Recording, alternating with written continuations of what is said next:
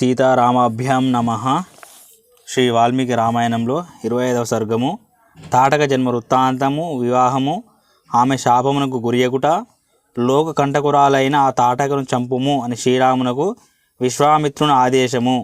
సాటిలేని ప్రభావశాలి అయిన విశ్వామిత్ర మహాముని పలికిన ఉత్తమ వచనములను విని పురుషశ్రేష్ఠుడైన రాముడు సముచిత రీతిలో ఇట్లు ప్రశ్నించెను.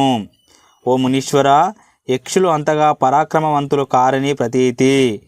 అబలైన తాటక యక్షిని 1000 ఏనుగుల బలము కలిగిండుట ఎట్లు సంభవము? అంతటా మిగులు తేజశాలి అయిన శ్రీరాముని వచనములను విని సంతోషముతో విశ్వామిత్రుడు శత్రు భయంకరుడైన రాఘవునితో మధురంగా ఇట్లు నుడివిడెను. రామ, ఆ అబల అంతటి బలవంతురాలగుట గల కారణమును వినుము. వర ప్రభావమున ఆమె 1000 ఏనుగుల బలమును పొందినది. పూర్వము సుకేతుడు అను ఒక మహాయక్షుడు ఉండెను. అతడు గొప్ప పరాక్రమవంతుడు, సత్ప్రవర్తన కలవాడు, సంతానము లేనివాడు. కావున అతడు తీవ్రమైన తపస్సును ఆచరించెను. అతని తపస్సునకు సంతుష్టుడైన బ్రహ్మదేవుడు ఆ సుకేతునకు ఒక కన్యారత్నమును ప్రసాదించెను. ఆమె పేరు తాటక.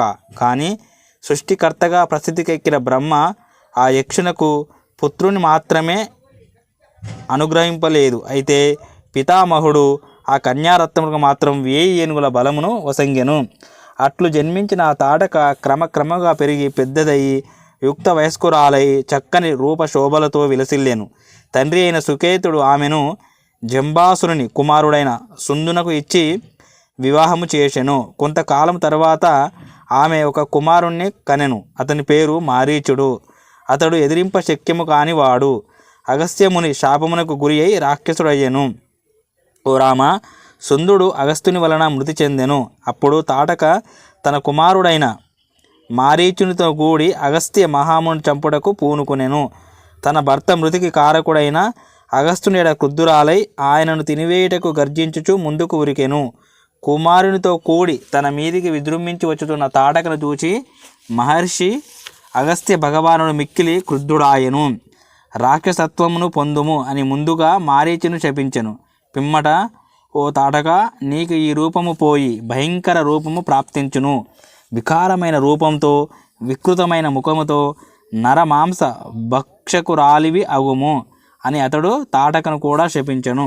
అట్లు అగస్త్యుని శాపమునకు గురి అయిన తాటక అందులకు తట్టుకొనలేక క్రోధముతో ఉడికిపోయెను. ఆ కారణముగా తాటక అగస్త్యుడు సంచరించిన ఈ పవిత్ర ప్రదేశమునంతయు ధ్వంసమొలర్చుచున్నది. కనుక ఓ రాఘవ, దుష్ప్రవర్తన కలదియు మిక్కిలి భయంకరమైనది, తన పరాక్రమముచే లోకమునకు ఉపద్రవమును కలిగించుచున్నది అయిన ఈ తాటకను హతమార్చి గోవులను కాపాడుము, బ్రాహ్మణులకు హితమును గూర్చుము. ఓ రఘునందన, శాపమునకు లోనైన ఈ తాటకను చంపుటకు నీవు తప్ప ఈ ముల్లోకములందు ఎవ్వడు సమర్థుడు కాడు.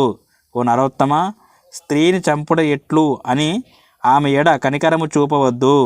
4 వర్ణముల వారికి, ప్రజలందరికీ మేలు చేకూర్చుట రాజకుమారుని కర్తవ్యము. ధర్మ పరిరక్షకుడైన రాజు ప్రజల హితమునకై చేయు కార్యము అది క్రూరమైనదా తద్భిన్నమైనదా అని చూడరాదు. అది పాపకృత్యమైనను దోషయుక్తమే అయినను దానిని అవశ్యము ఆచరింపవలసినదే. రాజ్యభారమును మోయు వారికిది విద్యుక్త నిత్య ధర్మం. కనుక ఓ కాకుత్స, అధర్మమునకు ఒడిగట్టిన ఈ తాటకను వధింపుము. ఈమె కృత్యములలో ధర్మము అన్న మాటకు చోటే లేకున్నది కదా. ఓ రామ, పూర్వము విరోచనుని సుత అయిన మంతర అను ఆమె భూదేవిని చంపుటకు పూనుగొనక ఆమెను ఇంద్రుడు చంపెను అని విందుము. అంతేకాక పూర్వము భృగుపత్నియు శుక్రాచార్యుని తల్లి అయిన ఉషన అను ఆమె ఇంద్రాది దేవతలను సంవరించుటకు దృఢవ్రతమును చేపట్టగా విష్ణువు ఆమెను చంపివేశెను. ఉషన అనే ఆమె భృగు మహర్షి భార్య, శుక్రాచార్యునకు తల్లి. రాక్షస గురువైన శుక్రుడు దేవతలను శిక్షించుటకై శంకరుని గూర్చి తపస్సు చేయుచుండెను. అదే సమయమున దేవతలచే పీడింపబడిన అసురులు శుక్రుని తల్లి అయిన ఉషనను శరణుజొచ్చిరి. ఆమె అసుర రక్షణార్థం దేవతలను చంపదలిచి దృఢవ్రతమును పూనెను. అప్పుడు దేవతల ప్రార్థనపై విష్ణువు ఆమె శిరస్సును ఖండించెను. ఓ రాజకుమార, ఈ విధముగా పెక్కుమంది మహానుభావులు సత్పురుషులు అధర్మములకు ఒడిగట్టిన స్త్రీలను వధించిరి. దీనిని బట్టి అధర్మమునకు పాల్పడినప్పుడు స్త్రీలను కూడా చంపుడా దోషము కాదని స్పష్టమవుచున్నది. కనుక ఓ రామ, కనికరము చూపక నా మాటను పాటించి దుర్మార్గులైన తాటకను వధింపుము. వాల్మీకి మహర్షి విరచితమైన ఆదికావ్యమైన శ్రీమద్ రామాయణం నందలి బాలకాండం నందు 23వ సర్గం సమాప్తము, 25వ సర్గం సమాప్తము. 26వ సర్గము శ్రీరాముడు తాటకను వధించుట. మహారాజకుమారుడైన శ్రీరాముడు విశ్వామిత్ర మహర్షి యొక్క ధైర్యమును కొల్పునట్టి మాటలను విని దృఢ నిశ్చయము కలవాడై అంజలి ఘటించి ఆ మునితో ఇట్లనెను: గురువర్య, ఈ విశ్వామిత్రుల మాటలను నిస్సంశయముగా పాటింపుము అనున్నది మా తండ్రి గారి ఆదేశము. వారి ఆజ్ఞలను అవశ్యము గౌరవింతును. మహాత్ముడు మా తండ్రి అయిన దశరథుడు అయోధ్యలో వశిష్ఠాది గురువుల సమక్షంలో ఉన్న ఎట్లు వశిష్ఠాది గురువుల సమక్షమున నన్ను ఆ విధంగా ఆజ్ఞాపించి ఉండెను. ఆ మాట నాకు ఉల్లంఘింపరానిది. మా తండ్రి గారి ఆజ్ఞ ప్రకారము బ్రహ్మవాదులైన మీ శాసనమును తలదాల్చి నిస్సందేహముగా తాటకను వధించి తీరేదను. గో రక్షమునకు, బ్రాహ్మణ హితము కొరకు, ఈ దేశం యొక్క సౌఖ్యమునకు మహిమానితులైన మీ వచనమును పాటించుటకు పూనుకొనుచున్నాను. శత్రుమర్దనుడైన శ్రీరాముడిట్లు పలికి ధనస్సుని పిడికిట బట్టి దిక్కులు పిక్కటిల్లునట్లు ధనుష్ట అహంకారమును గావించెను. ఆ వింటినారి యొక్క మహాధ్వనికి తాటక వనవాసులందరికీ ఎంతయు భయకంపితులైరి. తాటకయు ఆ భీకర ధ్వనికి మిక్కిలి క్రుద్ధురాలై దిక్కు తోచనిదాయను. అయోమయ స్థితికి లోనైన రాక్షసి ఆ శబ్దమును విని ఆలోచించుచు నలుదిక్కులను పరికించి చూచెను. పిమ్మట ఆమె పట్టరాని ఆవేశంతో ఆ శబ్దము వచ్చిన దిక్కునకు మిక్కిలి వేగముగా పరుగులు తీసెను. వికారమైన రూపము, వికృతమైన ముఖము కలిగి మిక్కిలి లావైన ఎత్తైన శరీరంతో క్రోధోద్వేగంతో వచ్చుతున్న తాటకను చూచి ఆ రాముడు లక్ష్మణుడితో ఇట్లు పలికెను: ఓ లక్ష్మణ, ఈ యక్షిని యొక్క భయంకరమైన వికృత ఆకారమును చూడుము.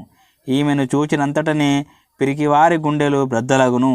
మాయల మారి ఎదిరింప శక్యము కాని బలము గలదైన ఈ తాటక యొక్క ముక్కు చెవులు ఖండించి ఈమె వెనుదిరిగి పారిపోవునట్లు చేసేదను. చూడుము, స్త్రీ అగుట వలన ఈమెను చంపటకు నేను ఇష్టపడలేదు కనుక బ్రతికిపోయినది. ఈమె కాలు చేతులను నరికివేసి ఈమె సామర్థ్యమును గమనశక్తిని నశింపజేయుట యుక్తమని నాకు తోచుచున్నది. శ్రీరాముడు ఇట్లు పలుకుచుండగా క్రోధముతో వడలు మరచిన తాటక తన భుజములను పైకెత్తి గర్జించుచు రాముని మీదికి విజృంభించెను.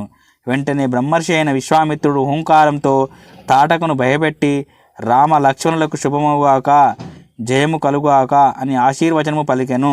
శ్రీరాముని దివ్యశక్తిని ఎరింగియు తాట యొక్క క్రౌర్యాతిశయమును గమనించి ఆ ముని రాఘవులకు ఇట్లు ఆశీస్సులు పలికెను.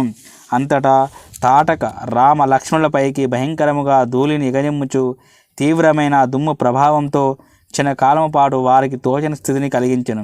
ఇంకను ఆ తాటక తన మాయాశక్తిచే వారికి కనబడకుండా ఆ రామ లక్ష్మణులపై తీవ్రముగా రాళ్లవానను కురిపించెను. అంతటా శ్రీరాముడు క్రుద్ధుడై తన శర పరంపరచే ఆ శిలావర్షమును భగ్నమర్చెను. రాఘవుడు తన మీదికి విజృంభించున్న తాటక యొక్క చేతులను తన బాణములచే ఖండించెను. ఆ విధముగా చేతులు తెగి డస్సియున్న తాటక గర్జించుచు తమపైకి వచ్చుచుండగా లక్ష్మణుడు మండిపడిన వాడై ఆమె ముక్కు చెవులను కోసివేసెను. కామరూపి అయిన ఆ యక్షిని బహురూపములను పొంది తన మాయచే వారిని భ్రమపెట్టుటకై ఎత్తించెను. మరియు ఆమె వారికి కనబడకుండా ఉండి భయంకరమైన రాళ్లవానను కురిపించుచు అటు ఇటు తిరగసాగెను. అన్ని వైపుల నుండి కురియచున్న రాళ్ల వానలో చిక్కుపడిన రామ లక్ష్మణులను చూచి శక్తిమంతుడైన విశ్వామిత్రుడు వారితో ఇట్లు పలికెను: ఓ రామ, ఇంతవరకు ఆమెపై చూపిన జాలి చాలు, ఇక నీ కనికరము చాలింపుము. పాపాత్మురాలైన ఈ యక్షిని కటిక దుర్మార్గురాలు. ఇది వరలో ఈమె యజ్ఞమునకు విఘ్నములను కలిగించుచున్నది. తన మాయ చేత ఈమె బలపడును. ఇదిగో సంధ్యాకాలము సమీపించుచున్నది. ఈ లోపలనే ఈమెను హతమార్చము. ఏలనన రాక్షసులు సంధ్యాకాలముల యందు బలోపేతులగుదురు. అప్పుడు వారిని ఎదుర్కొనుట కష్టము. విశ్వామిత్ర ముని సూచనను అనుసరించి రాముడు తన శబ్దవేది విద్యను ప్రదర్శించుచు బాణములను ప్రయోగించెను. శబ్దవేది విద్య అనగా శబ్దము చేయుచున్నవారు కనబడకున్నను ఆ శబ్దము వచ్చుచున్న దిశను బట్టి వారిని బాణముతో కొట్టగల శక్తి. ఎడతెగకుండా తమపై రాళ్ల వర్షం కురిపించుచున్న ఆ యక్షిని అతడు ఆ విధముగా నిలవరించెను. ఈ విధముగా రామ బాణములచే అడ్డగింపబడిన తాటక గర్జించుచు తన మాయా బలముతో రామ లక్ష్మణులపై దాడి చేయుటకు పరుగులు తీసెను. అట్లు విక్రమించి పిడుగువలే వేగముగా తమ మీదికి దూసుకొని వచ్చుచున్న ఆ తాటక వక్షస్థలముపై రాముడు బాణముతో కొట్టెను. వెంటనే ఆ యక్షిని నేలపై పడి ప్రాణములను కోల్పోయెను. రాముడు ఈ విధముగా ఆమెకు ముక్తి ప్రసాదించెను. భయంకరమైన ఆకారము గల తాటక ఆ విధముగా మరణించుట చూచి ఇంద్రాది దేవతలు బాగు బాగు అనుచు శ్రీరాముణ్ణి మిక్కిలి కొనియాడిరి. సహస్రాక్షుడైన ఇంద్రుడును ఇతర దేవతలు అందరూ పరమ ప్రీతులై విశ్వామిత్ర మహర్షితో ఇట్లనిరి: ఓ విశ్వామిత్రాముని, నీకు శుభమవుగాక. ఈ తాటక వధ వలన ఇంద్రునితో సహా దేవతలందరూ సంతసించిరి. రామ లక్ష్మణులపై ప్రేమ చూపుము. ఓ బ్రహ్మర్షి, ప్రజాతి అయిన ఈ భృశ్వాశ్వునకు కృష్ణాశ్వుడని పేరు గలదితుడు విశ్వామిత్రుని అస్త్రగురువు. ఓ బ్రహ్మర్షి, ప్రజాతి అయిన భృశ్వాశ్వుని కుమారులు సత్య పరాక్రమములు. వారు తపోబల సంపన్నులు. అస్త్ర రూపములలో ఉన్న వారిని రాఘవునకు సమర్పింపుము. ఓ ముని, శ్రీరాముడు స్థిర సంకల్పంతో నీ సేవలు వనర్చుతున్నాడు. కావున ఇతడు ఆ అస్త్రములను పొందుటకు పాత్రుడు. ఈ రాజకుమారుడు దేవతల కొరకై ఒక మహాకార్యమును నిర్వహింపవలసి ఉన్నది. దేవతలందరూ ఈ విధముగా పలికి విశ్వామిత్రుణ్ణి పూజించి సంతోషముతో తమ తమ నివాసములకు వెళ్ళినారు. ఇంతలో సంధ్యా సమయం ఆసన్నమాయను. అంతటా మహర్షి తాటకా వధకు సంతుష్టుడయ్యెను. ప్రేమతో రాముని శిరమును మూర్కొనెను, అంటే ముద్దు పెట్టినాడు. పిదప ఆ రాఘవునితో ఇట్లనెను: చూడముచ్చటగానున్న ఓ రామా, ఈ రాత్రికి ఇచ్చటనే మనమందరము నివసిద్దాము. రేపు ఉదయముననే బయలుదేరి మన ఆశ్రమమునకు వెళ్ళేదము. రాముడు విశ్వామిత్రుని మాటలకు సంతసించెను. వారందరూ తాటకా వనమునందే ఆ రాత్రి గడిపిరి. అంతటా వనము శాప విముక్తమై ఆనాటి నుండియే కుబేరు ఉద్యానవనమైన చైత్ర రథము వలె మనోహరముగా విరాజిల్లెను. రాముడు యక్షుడకు సుకేతుని కూతురైన తాటకను చంపి దేవతల యొక్క సిద్ధుల యొక్క ప్రశంసలను అందుకొనెను. మునీశ్వరునితో తమ్మునితో కూడి ఆ రాత్రి అచటనే గడిపెను. ప్రాతకాలంన మునీశ్వరుడు వారిని మేల్కొల్పెను. వాల్మీకి మహర్షి విరచితమైన ఆదికావ్యమైన శ్రీమద్ రామాయణం నందలి బాలకాండం నందు 26వ సర్గము సమాప్తము. ఓం శాంతి శాంతి శాంతి. హరి ఓం తత్సత్. శ్రీరామకృష్ణార్పణమస్తు.